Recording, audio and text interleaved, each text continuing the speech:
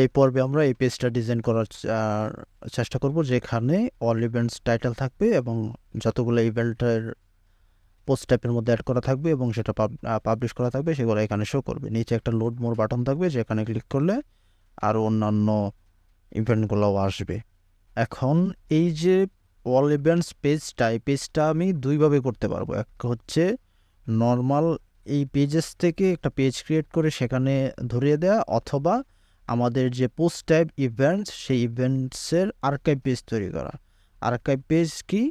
আমাদের ইভেন্ট এই পোস্ট টাইপের স্ল্যাগটা দেখেন, ইভেন্টস, এই স্ল্যাগটা আমি কপি করার পরে আমি যদি এখানে স্ল্যাগটা পেস্ট করে ভিজিট করি, তাহলে দেখেন আমাদের যে ইভেন্টগুলো আছে সেই ইভেন্টগুলো এখানে দেখা যেতেছে। একটা, দুইটা, তারপরে এই তিনটা ইভেন্টই আছে আমাদের দেখা যেতেছে। এটা হচ্ছে ওয়ার্ডপ্রেস থেকে ডিফল্টভাবে চলে আসে, এটাকে বলে হচ্ছে আর্কাইভ পেজ।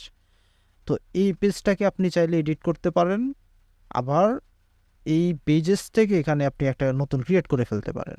এখন আপনি কি করবেন সেটা একমাত্র আপনার ইচ্ছা। আমি কিভাবে এই আর্কাইভ পেজটা তৈরি করতে হয় বা এডিট করতে হয় সেটা দেখায় দেই। এই সেমভাবে আপনি জাস্ট ওই কন্টেন্টগুলো কপি করে এখান থেকে জাস্ট একটা পেজ ক্রিয়েট করে এলিমেন্টরে ওপেন করে সেখান থেকে করে দিতে পারবেন। তাহলে আমরা এই পেজটা এডিট করার চেষ্টা করি। এটার জন্য আমরা যাব হচ্ছে এলিমেন্টর টেমপ্লেটস, তারপর হচ্ছে থিম বিল্ডার, এখান থেকে যাব হচ্ছে আমরা আর্কাইভ, তারপর হচ্ছে অ্যাড নিউ। ওকে, এখানে আমরা এই পেজটা ডিজাইন করব। প্রথমে একটা সেকশন নেই, এটা একটা মিনিমাম হাইট দিই ধরেন 250 পিক্সেল। আমি স্টাইলগুলো করব না, স্টাইল আপনারা করে নেন পরে। এখানে আমরা একটা টেক্সট দিব যেটার নাম হবে হচ্ছে অল ইভেন্টস, অল ইভেন্টস। এটাকে আমরা H1 দিব, এটার কালারটা হোয়াইট করে দেব।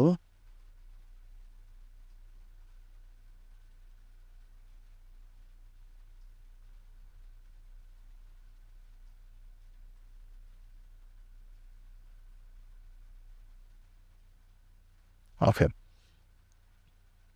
এরপর আমরা যদি এটা পাবলিশ করি, একটা কন্ডিশন অ্যাড করতে হবে। অ্যাড কন্ডিশন, এখানে থাকবে ইনক্লুড অল আর্কাইভ না। আমরা এখানে ক্লিক করে নিচে যাব, এই যে দেখেন ইভেন্টস আর্কাইভ একটা লেভেল আছে, এর নিচে বেশ কয়েকটা অপশন। আমরা আর্কাইভ তৈরি করতে পারবো পোস্ট টাইপের জন্য, যেটা পোস্ট টাইপের আর্কাইভ, সেখানে পোস্ট টাইপ নাম, তারপরে হচ্ছে আর্কাইভ এটা লেখা থাকবে।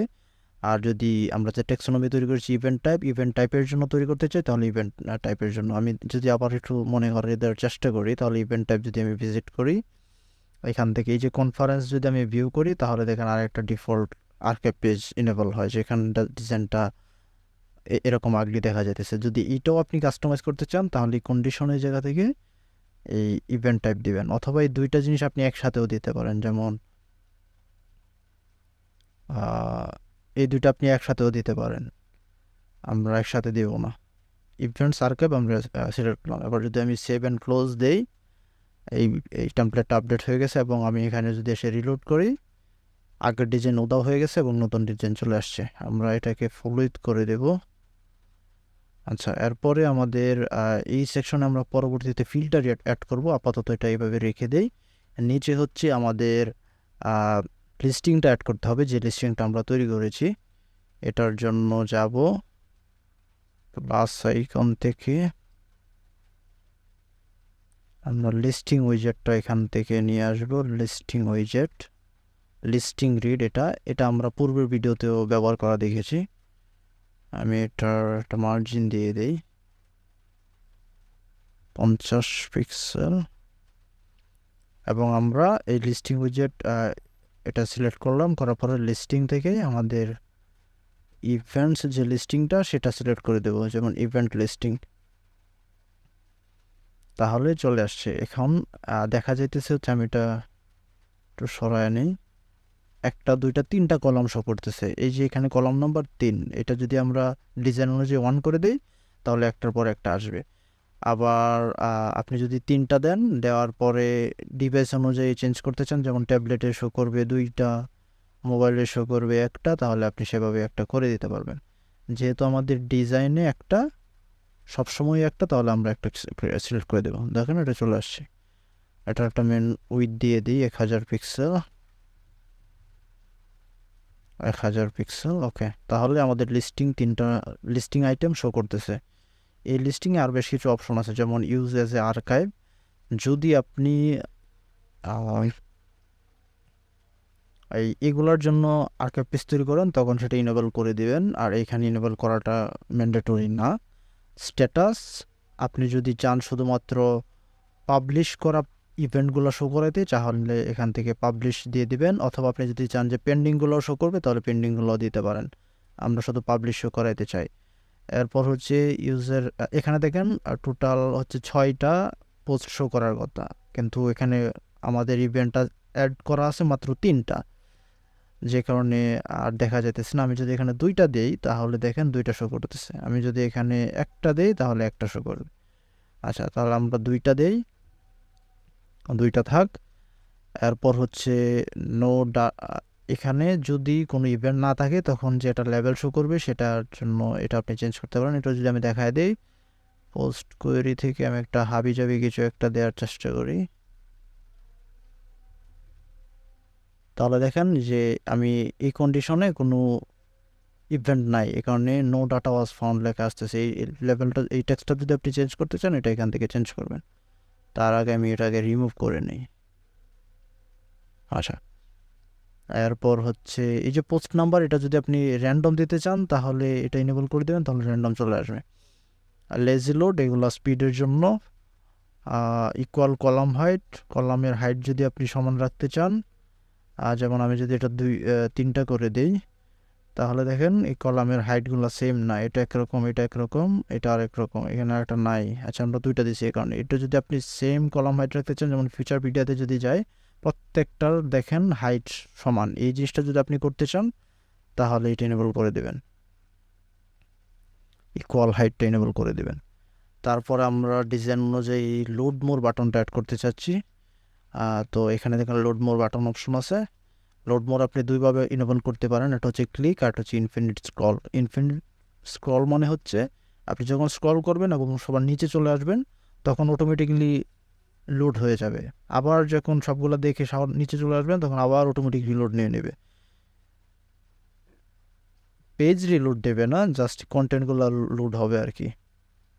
আমরা বাই ক্লিক দিব এবং এখানে একটা আইডি দেব লোড মোর নামে, লোড মোর। এই আইডিটা কপি করে এখানে আমরা একটা বাটন অ্যাড করব লোড মোর নামে।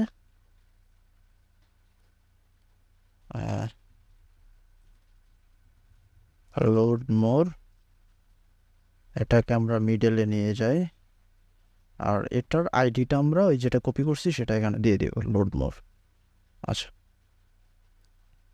এবার যদি আমি এই পেজটা রিলোড করি, তাহলে দেখেন অল ইভেন্টস এটাও চলে আসছে। তারপরে ইভেন্টের এই যে দুইটা চলে আসছে, এবং আমি যদি লোড মোরে ক্লিক করি, তাহলে বাকি যে একটা থাকে সেটা চলে আসছে। আচ্ছা, এরপর হচ্ছে আমি লিস্টিংয়ের আর কিছু জিনিসপত্র দেখায় নেই। এখান থেকে হচ্ছে কোয়েরি, আমরা যে কাস্টম কোয়েরি বিল্ডার থেকে কোয়েরি ক্রিয়েট করছি, সেটা এখান থেকে সিলেক্ট করতে পারবো। এখন কেন সিলেক্ট করব, কীভাবে সিলেক্ট করব, এইগুলো আমরা পরে দেখব। এই কাস্টম, আপনি যখন জ্যাট ইঞ্জিন কোয়েরি বিল্ডার ইউজ করবেন, তখন এই 3টার আর প্রয়োজন পড়ে না। Post query, term query, users query, এই সব জিনিসপত্র আপনি ব্যাকএন্ড থেকে ক্রিয়েট করবেন, করে এই কাস্টম কোয়েরি এখান থেকে আপনি এসে সিলেক্ট করে দিতে পারবেন। আমরা এই 3টা এখানে দেখব না, এই কাস্টম কোয়েরি এটা ব্যবহার করব, এবং jet engine query builder use করব। এখানে ব্যবহার করা আর কোয়েরি বিল্ডার ব্যবহার করা একই, এখান থেকে বরং ওইটা ভালো আর কি। উইজেট ভিজিবিলিটি, যদি কোনো প্রকার ইয়া না থাকে, পোস্ট না থাকে, তাহলে কি সেটা শো করবে, উইজেটটা শো করবে নাকি হাইড হয়ে যাবে, সেটার জন্য এটা আর কি। স্লাইডার, যদি আপনি চান স্লাইডার ইনেবল করতে, তাহলে ইনেবল স্লাইডারে যদি দেন, তাহলে দেখেন স্লাইডার চলে আসছে। ক্লিক করলে একটা একটা করে পোস্ট আসতেছে। এই যে এখানে যে সেটিংগুলো, এগুলো আপনারা অন্যান্য স্লাইডারের ক্ষেত্রে যা এখানেও তাই, এটা আপনারা দেখে নেন। এছাড়া আরেকটা আছে হচ্ছে স্ক্রল বার। দেখেন আমি স্ক্রল করতে পারতেছি, একটার পর একটা কন্টেন্ট আসতেছে। আমরা এগুলোর একটাও চাই না, জাস্ট এ করে দিই। এই জেনারেলে কিছু বাকি আছে মনে হয়। আচ্ছা, এটার মানে হচ্ছে আমরা যে ইকুয়াল হাইটের কথা বলছি, ইকুয়াল হাইট যদি দেন তাহলে আর সবগুলো হচ্ছে হাইট সমান হবে। আর যদি এটা ইনেবল করে দেন তাহলে যদি কোনো একটা আইটেমের হাইট কম থাকে তাহলে আরেকটার ভিতরে ঢুকে যাবে আর কি। তাহলে আমাদের এই পেজ মোটামুটি ডিজাইন করা কমপ্লিট।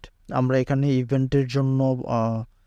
ইভেন্টের আর্কাইভ পেজ এডিট করেছি। আপনি যদি চান তাহলে জাস্ট এই ডিজাইনটা এই সেমভাবে কপি করে নিয়ে আলাদা একটা পেজ ক্রিয়েট করতে পারেন, যেটার নাম থাকবে অল ইভেন্টস। সেখানে গিয়ে জাস্ট পেস্ট করে দেবেন, তাহলে সেখানে অ্যাড হয়ে যাবে।